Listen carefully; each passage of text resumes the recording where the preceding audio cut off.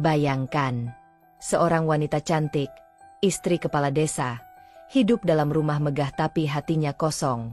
Dan seorang tukang kebun tua berusia 60 tahun, miskin, sendiri, tapi penuh kehangatan yang tak ia sadari ia butuhkan. Mereka hanya berdua. Saat hujan mengguyur keras, petir membelah langit, dan dunia seolah memberi ruang bagi dosa bersembunyi. Tak ada yang menyangka. Malam itu, di dalam rumah dinas yang sepi, terjadi sesuatu yang membuat satu kampung gempar. Dan dari peristiwa itu, perut sang ibu kades perlahan membuncit. Bukan karena cinta, tapi karena kesalahan yang tak bisa ditarik kembali. Apa yang sebenarnya terjadi malam itu? Siapa sebenarnya yang harus disalahkan? Tonton kisah ini sampai akhir. Karena rahasia kelam ini lebih kejam dari sekadar perselingkuhan. Yang sudah subscribe dan like, mu doain hari ini mendapatkan rezeki yang melimpah dan disembuhkan dari segala penyakit oleh Allah. Jangan lupa absen di kolom komentar. Tulis dari daerah mana saja kamu menonton video ini. Di sebuah desa terpencil di Jawa Tengah, hiduplah seorang pria tua bernama Pak Wiryo. Usianya telah menginjak 60 tahun. Rambutnya memutih, kulitnya legam terbakar matahari, namun sorot matanya tetap tajam seperti mata seorang pejuang. Ia tinggal di rumah kecil dari kayu, berdiri rapuh di pinggiran ladang, ditemani suara jangkrik dan embusan angin malam. Sehari-hari, Pak Wiryo bekerja sebagai tukang kebun serabutan. Siapapun yang butuh tenaganya, ia datang. Tak peduli seberapa panas, seberapa berat. Ia dikenal ramah dan jujur, meski hidupnya penuh kekurangan. Istrinya telah lama wafat, dan anak sematawayangnya merantau entah kemana tanpa kabar.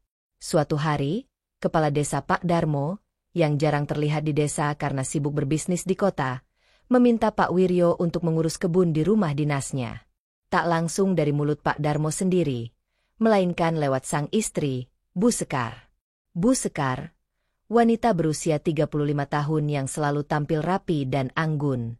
Wajahnya bersih, kulitnya putih terawat, dan tutur katanya lembut. Masyarakat memanggilnya Ibu Kades, tapi di mata Pak Wiryo, ia seperti putri dari dunia lain, begitu indah, begitu jauh dari jangkauannya. Ketika pertama kali diminta datang ke rumah dinas itu, Pak Wiryo sempat ragu. Tapi upahnya lumayan, dan ia butuh uang untuk membayar utang di warung. Maka pagi itu ia datang, membawa cangkul, sabit, dan topi caping yang sudah bolong di pinggirnya. Bu Sekar menyambutnya sendiri di teras. "Pak Wiryo, saya titip ya, kebunnya sudah lama tak terurus," katanya sambil tersenyum ramah. Senyum itu menampar pelan hati Pak Wiryo.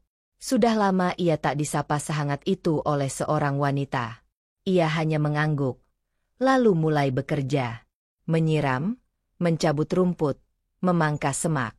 Beberapa kali Bu Sekar datang membawakan teh hangat atau sekadar buah potong. Pak Wiryo tak pernah berpikir macam-macam. Ia hanya merasa dihargai. Tapi ia tak tahu bahwa setiap tatapan Bu Sekar mulai mengandung sesuatu yang berbeda. Lebih lembut, lebih dalam, lebih berani. Hari-hari berikutnya, ia makin sering dipanggil. Kadang hanya untuk memperbaiki pot bunga yang pecah. Kadang untuk menyiram tanaman yang sebenarnya masih basah. Tapi Pak Wiryo selalu datang, tak pernah menolak. Dan suatu sore yang muram, langit tiba-tiba gelap. Hujan turun deras. Petir menyambar. Pak Wiryo masih ada di kebun rumah dinas saat itu. Tubuhnya kuyup, bajunya menempel di kulit kurusnya.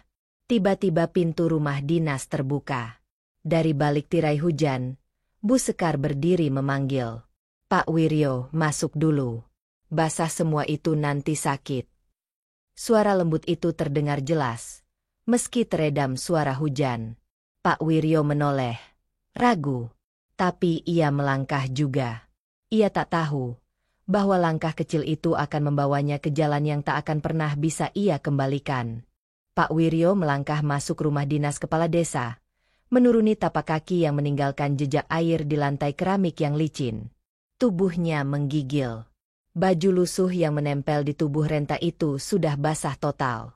Air mengucur dari ujung rambut ke leher, menetes ke lantai. Bu Sekar segera menutup pintu. Angin malam yang membawa aroma tanah basah merayap masuk, menimbulkan hawa dingin di dalam ruangan. "Pakai handuk ini dulu," katanya, mengulurkan handuk bersih. "Saya siapkan baju suami saya. Bapak mandi dulu saja, takut masuk angin." Pak Wiryo terdiam sejenak. "Gak usah, Bu. Saya biasa begini. Tolong jangan menolak. Saya anggap Bapak seperti orang tua saya sendiri," ucap Bu Sekar. Suaranya tenang namun tegas. Akhirnya Pak Wiryo menurut. Ia berjalan pelan menuju kamar mandi, membawa handuk dan sepotong baju tidur milik Pak Darmo. Air hangat dari gayung membasuh tubuh tuanya. Di balik pintu kamar mandi, pikirannya berkecamuk. Ia merasa seperti berada di tempat yang tak sepantasnya. Tapi ada bagian kecil dalam hatinya yang tak bisa ia kendalikan. Kehangatan itu, perhatian itu. Sementara itu, di ruang tengah, Bu Sekar duduk menunggu. Rambutnya tergerai, mengenakan daster tipis berwarna krem yang bagian lengannya basah karena menutup jendela tadi. Cahaya lampu kuning menyapu lembut wajahnya. Di meja, 2 cangkir teh hangat mengepul, dan suasana menjadi terlalu hening. Pak Wiryo keluar dari kamar mandi. Bajunya longgar, tapi bersih. Ia menggenggam handuk di tangan, malu-malu berdiri di depan Bu Sekar.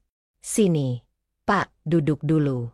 Minum teh hangat biar gak masuk angin," ucapnya dengan senyum lembut. Pak Wiryo duduk perlahan. Tangannya gemetar saat memegang cangkir. Saat itulah Bu Sekar memandangnya. Dalam, lama, dan dengan sorot mata yang sulit diartikan. "Pak Wiryo," ucapnya pelan. "Iya, Bu. Kamu tahu, sudah lama rumah ini dingin. Bukan karena hujan, tapi karena hati saya kosong." Pak Wiryo mengerutkan kening. Matanya menatap penuh tanya. "Pak Darmo sibuk terus. Saya seperti tak dianggap istri lagi. Saya sendirian. Dan saya lihat Bapak baik, perhatian, tulus. Saya butuh teman. Bukan anak muda yang mengejar harta, tapi orang yang bisa saya percaya." Hening. Teh di tangan Pak Wiryo bergetar. "Bu, saya ini siapa? Tukang kebun tua miskin. Tapi Bapak jujur. Dan itu lebih mahal dari semua yang saya miliki di rumah ini." Lalu, tangan Bu Sekar perlahan menyentuh tangan Pak Wiryo yang kasar dan berkerut. Sentuhan itu lembut, namun membuat jantung Pak Wiryo berdegup tak karuan. Ia ingin menarik tangannya, tapi tubuhnya membeku. Hujan di luar masih deras. Petir menyambar. Listrik sempat redup sejenak, menambah dramatis suasana.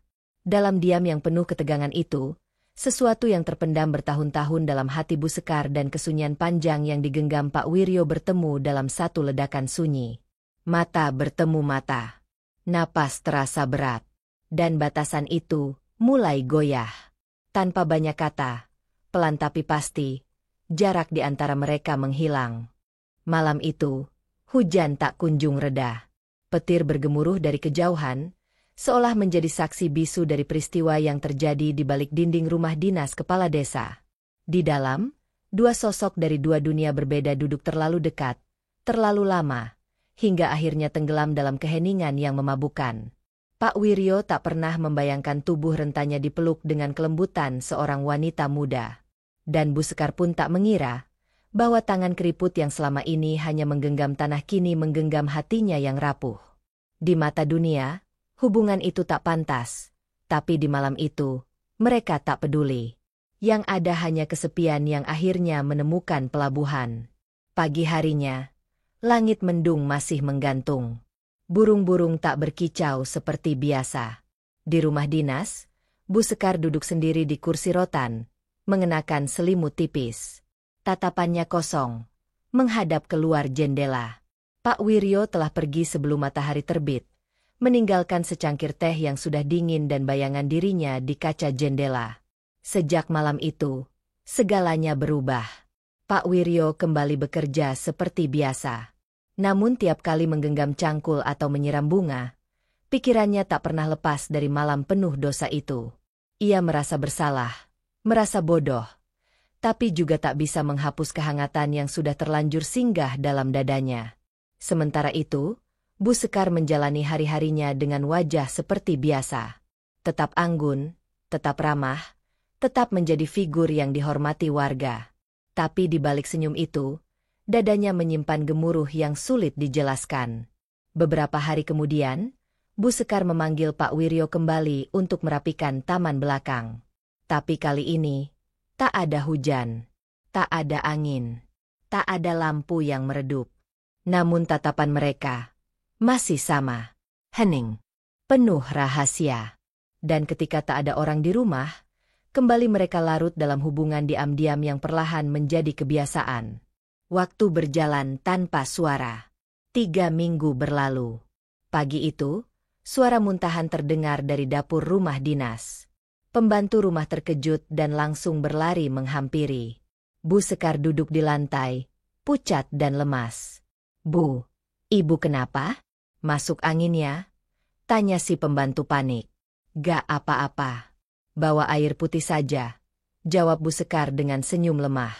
Namun saat kejadian itu terulang 2 hari berturut-turut, kecurigaan mulai tumbuh dalam benaknya sendiri.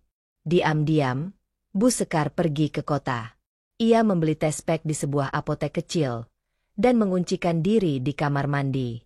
Tangan gemetarnya hampir tak bisa membuka kemasan plastik. Saat alat kecil itu menunjukkan 2 garis merah, jantungnya seperti berhenti berdetak. Ia hamil. Tubuhnya lunglai. Napasnya pendek. Ia berdiri di depan cermin, memandangi bayangan wajahnya yang pucat dan mata yang berkaca-kaca. "Satu-satunya laki-laki yang menyentuhku. Cuma dia." Kalimat itu menggema dalam pikirannya. Ia tahu suaminya, Pak Darmo, sudah lama tidak menyentuh tubuhnya. Sudah berbulan-bulan. Bahkan kadang sebulan sekalipun tidak pulang. Dan sekarang, di rahimnya, tumbuh darah dari seseorang yang sama sekali tidak boleh ada di hidupnya. Tukang kebun tua, miskin, tapi kini menjadi bagian dari dirinya. Malam itu, Bu Sekar duduk lama di ruang tamu. Lampu redup. Tangannya menggenggam hasil tes pack yang sudah mulai mengering. Matanya menatap ke arah pintu. Ia tahu, hanya satu orang yang harus ia temui malam ini. Langit malam begitu gelap, tanpa bintang. Udara dingin menyelinap masuk dari celah-celah jendela rumah dinas kepala desa. Di ruang tamu, Bu Sekar duduk diam di ujung sofa. Tangan gemetar menggenggam secarik plastik kecil dengan 2 garis merah. Suaranya tercekat, tapi pikirannya tak bisa lagi diam. Beberapa saat kemudian, terdengar ketukan pelan di pintu depan. Tok, tok, tok. Bu Sekar berdiri pelan. Ia tahu siapa yang datang. Ia sendiri yang memintanya datang, tanpa alasan, tanpa dalih seperti biasanya. Begitu pintu dibuka, tampak sosok tua itu berdiri kaku dalam jaket lusuh. Topinya basah karena embun malam. "Pak Wiryo, masuklah," ucap Bu Sekar lirih. Pak Wiryo mengangguk pelan, masuk ke dalam, lalu duduk di kursi seberang. Matanya menatap wanita itu dengan ragu, seperti bisa merasakan ada yang tak biasa malam ini. Bu Sekar tak banyak basa-basi. Ia langsung menyerahkan benda kecil itu ke tangan Pak Wiryo. Lelaki tua itu melihatnya, 2 garis merah jelas terpampang. Matanya membelalak. Bibirnya bergetar. "Apa ini?" Bu Sekar menatap lurus ke matanya. "Saya hamil. Dan ini anakmu." Sejenak, suasana hening. Bahkan suara jangkrik pun seperti tak terdengar. Pak Wiryo seperti kehilangan keseimbangan. Tangan tuanya gemetar hebat. Ia tak bisa berkata-kata. Tubuhnya bersandar ke belakang, seolah tulangnya tak sanggup menyangga beban kenyataan yang baru saja dijatuhkan di hadapannya. "Saya yakin ini bukan dari suami saya," lanjut Bu Sekar pelan. "Dia sudah lama tak menyentuh saya. Sudah berbulan-bulan. Cuma kamu, Pak Wiryo." Pak Wiryo menunduk dalam. Air matanya menetes tanpa suara. Ia ingin menyangkal, tapi ia tahu tak ada yang bisa dibantah. Semua itu benar. Semua itu nyata. Apa yang harus kita lakukan, Bu? Suaranya nyaris tak terdengar, lirih dan putus asa. Bu Sekar memejamkan mata. Ia menarik napas panjang. Ketika dibuka kembali, matanya penuh ketakutan. Aku belum tahu. Tapi satu hal yang pasti, kalau suamiku tahu, kamu bisa hancur, Pak. Pak Wiryo menatap wajah wanita itu dengan nelangsa. Pikirannya berputar-putar. Ia hanyalah tukang kebun tua. Apa yang bisa ia lakukan jika rahasia ini terbongkar? Siapa yang akan percaya padanya? Siapa yang akan melindunginya? Dan malam itu, untuk pertama kalinya sejak malam dosa itu terjadi, mereka berdua tenggelam dalam ketakutan yang sama. Ketakutan yang perlahan menyusup ke setiap sisi hati mereka. Ketakutan akan aib, murka, dan kehancuran yang bisa saja datang kapanpun. Sementara di luar rumah, angin berhembus lebih dingin dari biasanya. Dan entah dari mana, suara gonggongan anjing terdengar dari kejauhan, seolah pertanda bahwa malam-malam gelisah baru saja dimulai. Hari-hari setelah pengakuan malam itu terasa seperti berjalan di atas pecahan kaca bagi Bu Sekar dan Pak Wiryo. Tak ada yang berubah secara terang-terangan, tapi semuanya terasa berbeda. Setiap detik seolah diawasi. Setiap langkah seperti diikuti bisikan. Bu Sekar tetap menjalankan rutinitasnya sebagai istri kepala desa. Ia hadir di rapat PKK, senyum di posyandu, menyapa warga di jalan. Namun semua itu terasa berat. Pandangannya sering kosong, senyumnya kaku, dan tubuhnya cepat lelah. Dan warga mulai merasa ada yang janggal. Ibu Kades akhir-akhir ini kelihatan beda. Ya. Iya. Dia cepat marah. Padahal dulu ramah banget. Katanya sering muntah-muntah. Jangan-jangan. Desas-desus mulai menjalar seperti akar ilalang. Semakin hari, semakin lebat. Perut Bu Sekar perlahan mulai membuncit. Ia mencoba menyembunyikannya dengan kain panjang dan baju longgar. Tapi mata-mata curiga tak bisa dibohongi. Apalagi kabar tentang Pak Darmo yang jarang pulang. Bahkan katanya sudah 2 bulan tidak tinggal di rumah dinas. Maka ketika Bu Sekar terlihat muntah pagi-pagi di pos ronda, semua pandangan tertuju padanya. Warga tak berani bicara langsung, tapi mereka mulai menggigit bibir dan menatap dari balik tirai.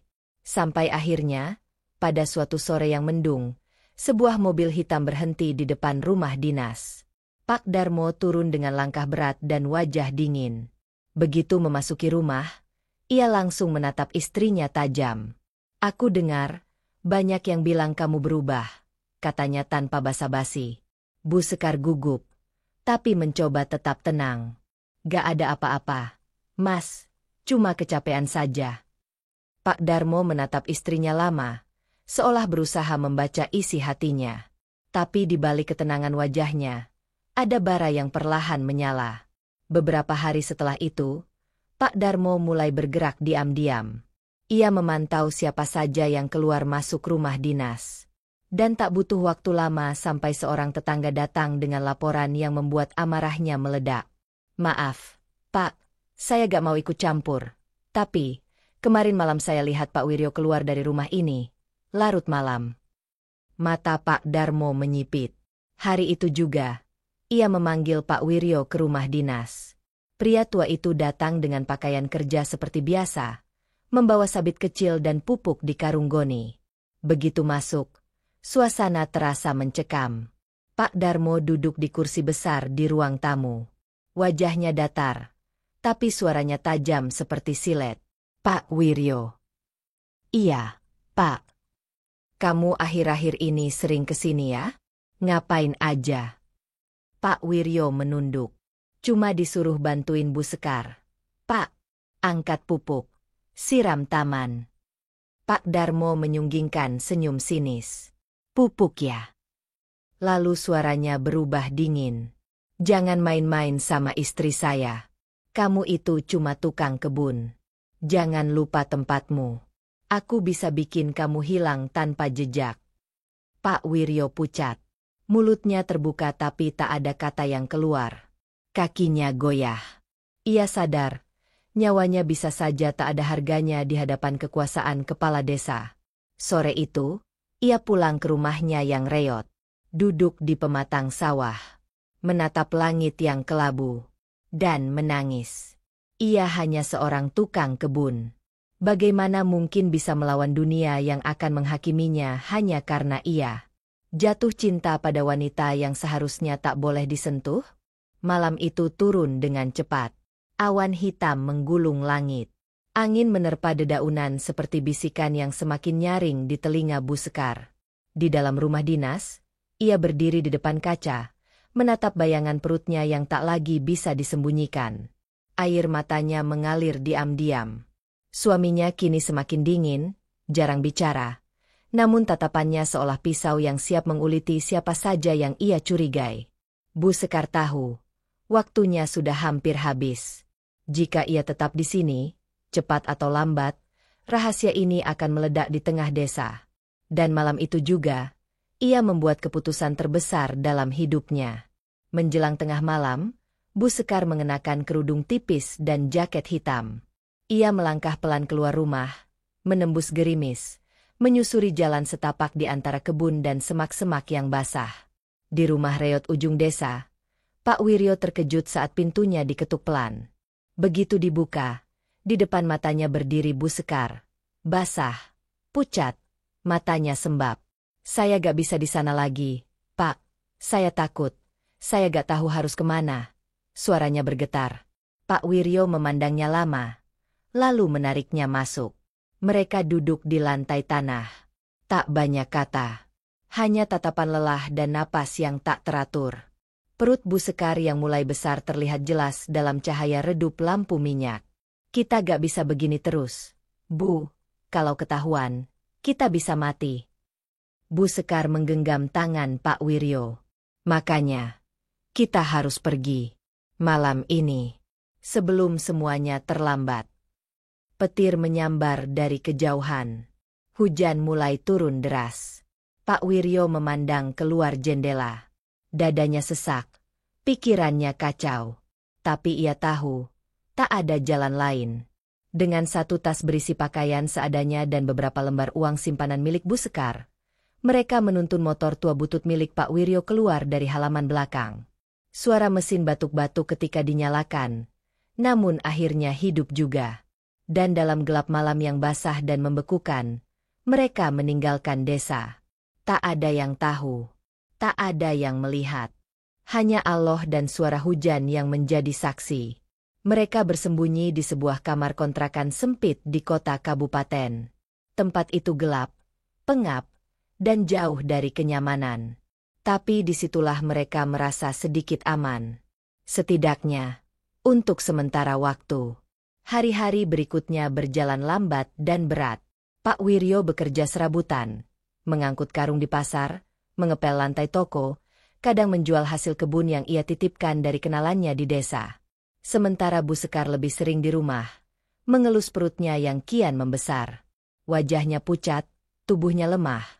Tapi matanya menyala ketika melihat Pak Wiryo pulang membawa sekotak nasi bungkus. Namun di balik semua itu, bayangan desa tak pernah benar-benar hilang. Dan pada suatu pagi, di desa yang mereka tinggalkan, Pak Darmo mendapati lemari istrinya kosong. Pakaian, tas, dan beberapa perhiasan tak ada. Ia diam. Tapi matanya memerah. Dadanya naik turun menahan gejolak. Tanpa pikir panjang, ia mendatangi kantor polisi. "Laporkan," katanya dingin. "Istri saya diculik. Dan pelakunya, tukang kebun itu, Wiryo." Malam kembali turun seperti biasa. Tapi tak ada yang terasa biasa dalam hidup Bu Sekar malam itu. Tubuhnya mulai melemah. Nafasnya pendek. Perutnya menegang setiap beberapa menit. Di dalam kamar kontrakan sempit dan pengap itu, ia terduduk di lantai, menggigit bibir menahan nyeri hebat. "Pak Wiryo, sakit. Perutku, seperti mau pecah." Ucapnya terbata, menahan derita. Pak Wiryo yang baru saja pulang membawa nasi bungkus, langsung panik. Ia menjatuhkan barang bawaan, mendekat dan memegangi tubuh wanita itu yang mulai menggigil. Tak ada mobil. Tak ada ambulans. Kontrakan mereka jauh dari jalan raya. Dengan segenap tenaga, Pak Wiryo menggotong Bu Sekar ke motor tuanya. Hujan turun deras. Petir bersahutan di langit kota kabupaten. Jalanan licin. Angin menerpa wajahnya. Tapi ia tak peduli. Yang ia tahu, wanita itu sedang berjuang antara hidup dan mati. Beberapa menit kemudian, mereka tiba di sebuah klinik bidan kecil yang buka 24 jam. Pintu diketuk keras. Seorang perawat keluar tergesa, melihat kondisi Bu Sekar yang sudah pucat pasi. "Cepat, masuk ke ruang bersalin," serunya. Pak Wiryo mengikuti dari belakang. Wajahnya panik, bajunya basah kuyup. Ia berdiri di samping ranjang sempit, menggenggam tangan Bu Sekar yang kini meraung kesakitan. "Pak, aku takut. Aku gak kuat," ucapnya lirih. "Kamu pasti kuat, Bu. Aku di sini." Detik-detik berlalu terasa seperti jam. Teriakan melengking terdengar dari dalam ruang bersalin. Pak Wiryo menggenggam tangan wanita itu sekuat mungkin, menahan tangis yang tak sanggup ia bendung. Ia hanya bisa berdoa dalam hati, memohon kepada Allah agar memberi keselamatan. Dan akhirnya, tangisan nyaring bayi pecah di udara malam yang mencekam. Seorang bayi laki-laki mungil, basah dan merah, lahir ke dunia, anak dari seorang istri kepala desa, dan seorang tukang kebun tua. Bayi itu menangis kencang, seolah tak tahu bahwa kehadirannya akan mengubah segalanya. Pak Wiryo menangis. Air matanya tumpah saat mengadzani bayi itu di telinga kecilnya. Bu Sekar juga menangis, campuran antara sakit, syukur, dan ketakutan yang meledak bersamaan. Namun, sebelum mereka bisa merayakan kebahagiaan itu, pintu klinik mendadak terbuka keras. Beberapa polisi berseragam masuk tergesa, diikuti sosok pria berkacamata, wajahnya gelap dan dingin. Pak Darmo. Matanya menyapu ruangan, lalu berhenti pada bayi kecil yang sedang digendong suster, dan tubuh Pak Wiryo yang sedang membungkuk di sisi ranjang. "Tangkap dia! Ambil anak itu!" teriak Pak Darmo penuh amarah. Pak Wiryo belum sempat berdiri, lengannya sudah disergap polisi dan diborgol di tempat. Ia tak melawan. Tak mampu. Hanya menatap wajah Bu Sekar yang menangis histeris. Tubuhnya masih lemah usai melahirkan. Jangan ambil anakku. Jangan pisahkan kami. Tolong, isak Bu Sekar." Namun semua sudah terlambat. Di malam penuh badai itu, bayi itu menangis keras di pelukan suster. Suaranya menggema bersamaan dengan suara hujan dan deru angin yang menghempas kaca jendela. Dan Pak Wiryo digiring keluar dalam keadaan basah kuyup, dengan tangan terborgol dan hati yang hancur. Hari-hari berlalu dengan lambat, seperti jalan setapak penuh duri yang tak berujung. Nama Pak Wiryo menjadi buah bibir di desa. Warga gempar. Seorang tukang kebun tua dituduh menculik istri kepala desa dan melakukan perbuatan yang tak layak disebut. Desa yang sebelumnya damai, kini penuh bisik-bisik tajam. Sebagian mencibir, sebagian mencela, tak sedikit pula yang menggeleng-geleng tak percaya. Tapi tak ada yang berani membela. Apalagi setelah melihat wajah murka Pak Darmo yang mulai bergerak menghapus aib dari keluarganya, dengan tangan besi dan kekuasaan. Di ruang tahanan kota, Pak Wiryo menjalani hari-harinya dalam diam. Wajahnya tirus. Rambutnya makin memutih. Tapi sorot matanya tetap sama, tajam namun lembut, menyimpan kerinduan yang tak bisa dibendung. 3 tahun telah berlalu. Bu Sekar kini hidup di kota lain. Ia bercerai dari Pak Darmo secara diam-diam, tanpa proses panjang. Namanya perlahan menghilang dari catatan desa. Ia hidup sederhana, bekerja sebagai penjahit rumahan, menutup diri dari dunia luar. Namun di balik tirai rumah kontrakannya, seorang anak laki-laki berusia 2 tahun lebih tumbuh dengan wajah polos dan senyum yang tak pernah padam. Matanya bulat, alisnya tebal, dan sorot matanya seperti milik seseorang dari masa lalu. Setiap bulan, tanpa pernah absen, Bu Sekar membawa anak itu naik bus kota ke sebuah lapas kecil di pinggiran kota. Di ruang kunjungan yang sempit, di balik kaca dan jeruji, Pak Wiryo selalu duduk menunggu, mengenakan baju tahanan berwarna kelabu. Begitu melihat putranya datang, wajahnya berubah. Tersenyum. Matanya berbinar. Tangannya gemetar menyentuh kaca di depannya. "Pak, Pak Suryo." Suara kecil itu memanggilnya dengan semangat. Meski nama itu bukan nama aslinya, tapi bagi si bocah, itu adalah nama yang penuh cinta. Pak Wiryo membalas dengan senyum hangat. "Nak, sehat ya? Tumbuh jadi anak yang kuat." Mereka berbicara hanya sebentar, kadang tanpa kata, hanya dengan tatapan. Tapi di dalam ruang sempit dan bau itu, ada satu hal yang tak pernah hilang. Cinta seorang ayah yang lahir dari luka, tapi tumbuh dengan air mata dan pengorbanan. Meski dinding tebal dan jeruji besi memisahkan mereka, hati mereka tak pernah berjauhan. Karena dari hubungan yang dipandang hina, dari pertemuan yang dianggap dosa, telah lahir satu makhluk suci, seorang anak kecil yang menjadi cahaya dalam hidup mereka berdua. Dan bagi Pak Wiryo, hidup dalam penjara lebih baik, asalkan ia tahu bahwa anak itu tumbuh, tersenyum, dan memanggilnya dengan penuh bangga, "Pak." Dalam hidup, ujian bisa datang dari arah yang tak terduga, kadang dalam bentuk cinta, kadang dalam bentuk kekosongan hati. Tapi ketika nafsu mengalahkan akal, maka batas-batas yang seharusnya dijaga bisa hancur, dan luka yang tercipta tidak hanya dirasakan pelaku, tapi juga orang-orang tak bersalah di sekitarnya. Namun, di balik setiap kisah kelam, Allah masih menunjukkan bahwa dari noda yang paling gelap pun, bisa tumbuh cahaya yang paling suci. Seorang anak yang lahir bukan untuk dihina, tapi untuk menjadi harapan. Dan janganlah kamu mendekati zina. Sesungguhnya zina itu adalah suatu perbuatan yang keji dan suatu jalan yang buruk. Quran Surat Al-Isra 32. Cerita ini adalah fiksi belaka yang dikemas seolah nyata, untuk dijadikan pelajaran dan renungan kehidupan, bukan untuk ditiru, tetapi untuk diambil hikmahnya. Jika kamu menyukai kisah ini, jangan lupa like, komentar, dan subscribe channel ini. Yang sudah subscribe dan like, mu doain semoga hari ini mendapatkan rezeki yang melimpah, dan disembuhkan dari segala penyakit oleh Allah. Tulis di kolom komentar, dari daerah mana saja kamu menonton video ini.